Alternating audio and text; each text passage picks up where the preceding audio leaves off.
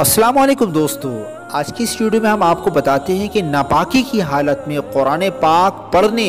یا چھونے کے 10 آداب۔ ظاہر سی بات ہے کہ ناپاکی کی حالت میں نہ آپ قرآن کو پڑھ سکتے ہیں اور نہ ہی آپ قرآن کو چھو سکتے ہیں، لیکن 10 طریقوں سے آپ قرآن کو پڑھ بھی لیں گے اور قرآن کو چھو بھی لیں گے، آپ پہ کوئی گناہ نہیں ہوگا۔ دوستان محترم، آج کی ویڈیو آپ کے لیے بہت زیادہ خاص ہونے والی ہے، اس لیے میں آپ سے گزارش کرتا ہوں کہ ویڈیو کو آپ آخر تک دیکھنا، یہ آپ کے لیے بہت زیادہ کام آنے والی ویڈیو ہو۔ نمبر 1، جس پر غسل فرض ہو اس کو مسجد میں جانا، طواف کرنا، قرآن پاک چھونا، بغیر چھوئے زبانی پڑھنا، کسی آیت کا لکھنا، آیت کا تعویذ لکھنا، یہ اس صورت میں حرام ہے جس میں کاغذ کا چھونا پایا جائے۔ اگر کاغذ کو نہ چھوئے تو لکھنا جائز ہے۔ ایسا تعویذ چھونا، ایسی انگوٹھی چھونا یا پہننا جس پر آیت یا حروف مقطعات لکھے ہوں، حرام ہے۔ موم جامے والی یا پلاسٹک میں لپیٹ کر کپڑے یا چمڑے وغیرہ میں سلے ہوئے تعویذ کو پہننے یا چھونے میں کوئی مذائقہ نہیں ہے۔ نمبر 2، اگر قرآن پاک جزدان میں ہو تو بغیر وضو یا بغیر غسل جزدان پر ہاتھ لگانے میں کوئی حرج نہیں ہے۔ نمبر 3،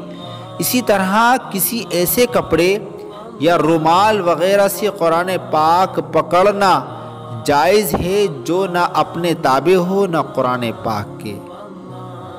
نمبر 4، کرتے کی آستین، دوپٹے کے آنچل سے یہاں تک کہ چادر کا ایک کونا اس کے کندھے پر ہے تو چادر کے دوسرے کونے سے قرآن پاک کو چھونا حرام ہے کہ یہ سب چیزیں اس کے تابع ہیں۔ نمبر 5، قرآن پاک کی آیات دعا کی نیت سے یا تبرک کے لیے، مثلا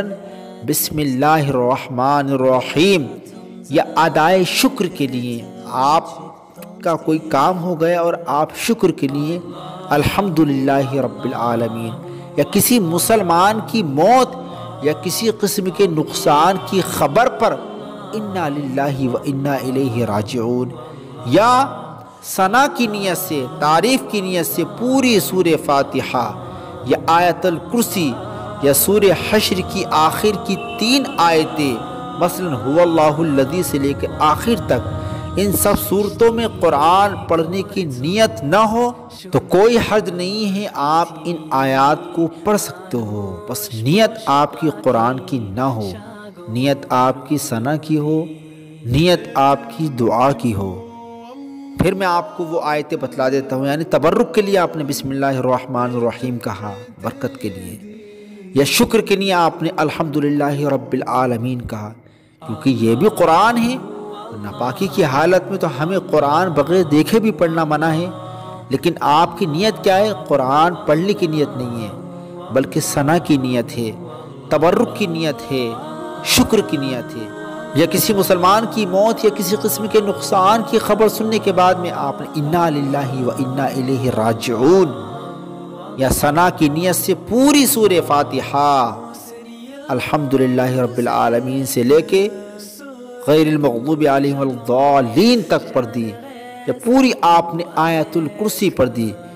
کیونکہ بہت سارے ہمارے اسلامی بھائی اور اسلامی بہنوں کا معمول ہوتا ہے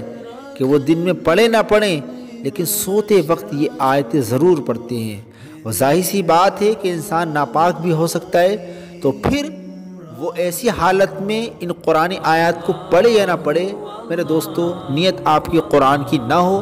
نیت آپ کی تبرک کی ہو، یا پھر نیت آپ کی ثنا کی ہو، یا پھر نیت آپ کی دعا کی ہو کہ میں دعا کی نیت سے یہ قرآن آیت پڑھ رہا ہوں یا پڑھ رہی ہوں۔ اسی طریقے سے سورہ حشر کی آخر کی 3 آیتیں هو اللہ الذی لا الہ الا ہو، یہ 3 آخری آیتیں آپ ناپاکی کی حالت میں ثنا کی نیت سے، برکت کی نیت سے، دعا کی نیت سے پڑھ سکتے ہیں، اور اسی طرح سے تینوں قل بلا لفظ قل بنیت ثنا پڑھ سکتے ہیں۔ تینوں قل یعنی قل هو اللہ احد، قل اعوذ برب الفلق، اور قل اعوذ برب الناس، یہ شروع میں جو لفظ قل آتا ہے قل کو ہٹانے کے بعد میں آپ ان تینوں قل کو ثنا کی نیت سے پڑھ سکتے ہیں۔ لفظ قل کے ساتھ ثنا کی نیت سے بھی نہیں پڑھ سکتے ناپاکی کی حالت میں، کیونکہ اس صورت میں ان کا قرآن ہونا متعین ہے، نیت کا کچھ دخل نہیں ہوگا۔ نمبر 7، آپ پاک تو ہیں لیکن آپ کا وضو نہیں ہے، تو بے وضو کو قرآن شریف یا کسی آیت کا چھونا حرام ہے، بغیر چھوئے زبانی یا دیکھ کر پڑھنے میں کوئی مذائقہ نہیں ہے۔ نمبر 8، جس برتن یا کٹورے پر سورت یا آیت قرآنی لکھی ہو، بے وضو اور بے غسل اس کو چھونا حرام ہے۔ نمبر 9، اس کا استعمال سب کے لیے مکروہ ہے، ہاں خاص بنیت شفا اس میں پانی وغیرہ ڈال کر پینے میں حرج نہیں۔ نمبر 10، قرآن پاک کا ترجمہ فارسی یا اردو یا کسی دوسری زبان میں ہو، اس کو بھی پڑھنے یا چھونے میں قرآن پاک ہی کا سا حکم ہے۔ دوستان محترم، امید ہے کہ ویڈیو آپ کو پسند آئی ہوگی۔ پسند آنے کی صورت میں لائک کیجیے گا، دوستوں میں شیئر کیجیے۔ ملتے ہیں کل ایک پیاری اچھی ویڈیو کے ساتھ، تب تک کے لیے آپ اپنا خیال رکھیے گا۔ اللہ حافظ، فی امان اللہ، السلام علیکم ورحمۃ اللہ۔